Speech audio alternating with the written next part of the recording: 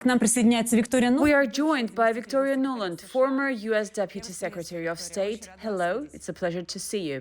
Good to be with you. Спасибо. Thank you. First, I wanted to ask you, do you believe that real change will follow this Trump-Putin conversation? There was a lot of hope, but it seems like nothing has changed. Do you expect a 30-day ceasefire anytime soon? Well, as you know, Katya, the United States has been pushing a 30-day ceasefire, and Zelensky accepted that, but Putin has not. And he did not accept it during the phone call with Trump again yesterday. Instead, he seems to have offered some sort of a vague memorandum that he would put down to begin serious talks with Ukraine, but it remains to be seen whether he is actually serious about peace or whether he's just stalling for time. А вы как думаете, Виктория? And what do you think, Victoria? In your opinion, is he ready to sign a truce, and under what conditions? You know, my concern is that Putin still believes that he can make gains on the battlefield, and he believes that Ukraine will not get the international support that it needs to continue. But I think he's powerfully wrong in that. As you've recently seen yesterday or today, the Europeans just imposed new sanctions on Russia. They are actively picking up the pace in their own military support for Ukraine, particularly with regard to artillery and drones, which is what this war is about now. But, you know, Putin, I believe, is actually worried about what happens to him and what happens to Russia if he stops this war, because his entire leadership structure inside Russia over the past 3 years has been propped up by this war. He's turned the entire Russian economy into a war machine rather than serving the Russian people or providing infrastructure, roads, education, trade. And, you know, what's he going to do when all of those armed men come home from the battlefield? So I actually think that he is afraid now about what would happen if there were a ceasefire, and that's why he's stalling. А как вы думаете, говоря о Трампе? What is your view on Trump? What is he really trying to achieve? What is his main goal in dealing with Putin? Well, I think that Trump thought that his past relationship with Putin was such that he could quickly come to some kind of an agreement, at least on a ceasefire, and then see if he could win the Nobel Peace Prize by settling this war. But as he himself has said, and as Rubio has said, Russia is asking for unfair terms now. And it's not clear, as I said before, about whether Putin really wants to end the war. So, you know, I think that Trump thinks that if he could be a peacemaker, he would like to do that. If he could get back into trade relations, not just with Ukraine, but with Russia as well, that would be good for the United States, that would be good for Russia. But he's also been very clear that that can't happen unless this war ends. So he's again testing Putin as to whether Putin is willing to be serious at the negotiating table. And again, as you said, not a lot happened yesterday. We'll see if talks resume, and we'll see what's in this promised memorandum of Putin's. Виктория, всех удивляет количество... You know, Victoria, everyone is surprised by how patient Donald Trump is. Why do you think he keeps trusting Putin? What could Putin be telling him to earn that kind of faith? Trump said recently his patience is wearing thin, but it seems like it's not wearing thin at all. It's made of rubber. What is it about Putin that gets to him? Well, again, for many of us, including in the United States, it feels like this conversation between Trump and Putin has been going on forever. But in fact, Trump has only been in office for less than 4 months. So, you know, I think that Trump, for whatever reason, believes Putin when he says he wants to end the war. But I would also caution you that Trump himself does not have infinite flexibility on the United States side. We now have new legislation in the U.S. Senate, which has co-sponsorship by dozens of senators, including many Republicans. It's sponsored by Lindsey Graham, which would increase sanctions on Russia if Russia continues to stall, or if Russia negotiates a peace and then breaks it. So, the American people are very, very suspicious of Russia's motives here and of Putin in particular. And so Trump is giving Putin time, but I don't think he'll be able to give him infinite time. Правильно ли понимаю, что Am I right in understanding that presidential approval, meaning Trump's agreement, is required for these sanctions to be adopted? I'm talking about the tough sanctions proposed by Lindsey Graham. Or can the Senate pass the sanctions package on their own? Well, I think the senators, and particularly on the Republican side, and certainly this would be true in the House of Representatives, are preparing a tool that Trump could use. I don't think that they would pass it without him wanting it. But again, the more Putin stalls for time, the more he continues his vicious attacks, including on civilian infrastructure in Kyiv and Sumy, et cetera, the more patience wears out and the more Trump looks like he's being played for a fool. And he doesn't like that. And in those circumstances, he could very easily come to understand that without more pressure, Putin doesn't have a lot of incentive to be serious at the table. только что пришло сообщение, я процитирую по BBC News, Трамп не дал определенного... And just in, Trump gave no clear answer on new sanctions against Russia. The UK and EU are preparing a new package and we're hoping for similar steps from the US, but none have followed yet. When asked by reporters in Washington, Trump said, "We're looking at a lot of things, but we'll see," end quote. This ties directly into what we were just discussing, Victoria. So I want to ask you about the people who are making decisions and negotiating with Russia on Trump's behalf, or at least that's how it appears. I remember when you traveled to Moscow and conducted diplomacy on behalf of the US. Now the chief negotiator is Steve Witkov. How do you assess his diplomatic efforts?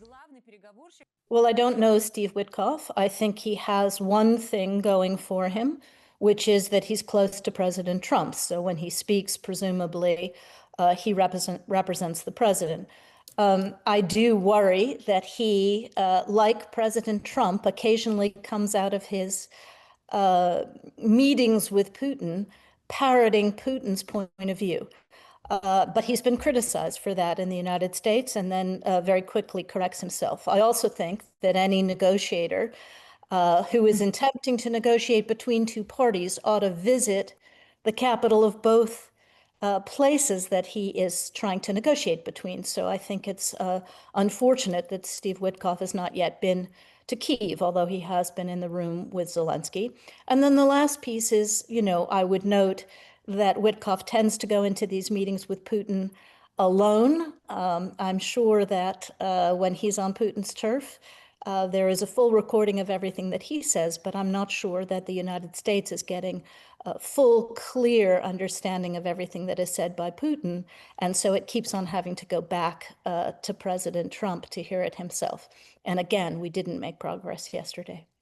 Было бы правильно, чтобы Стив Уитков был... So yes, it would be more appropriate if Steve Witkov wasn't the only one at the negotiation table, if there were other members of the delegation involved, as is customary in international diplomacy. And I also want to ask you about another figure, Marco Rubio. What is his stance and how do you assess his work as Secretary of State? There seems to be some confusion. He used to be one kind of person and now he seems to have completely different principles and views on the situation in Ukraine under Donald Trump. Is he effective as Secretary of State or are you disappointed?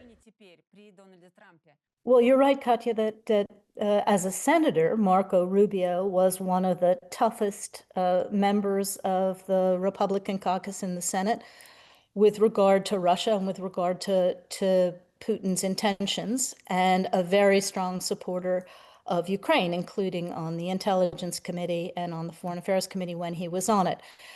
Now he works for President Trump. His first obligation is to implement the president's policies.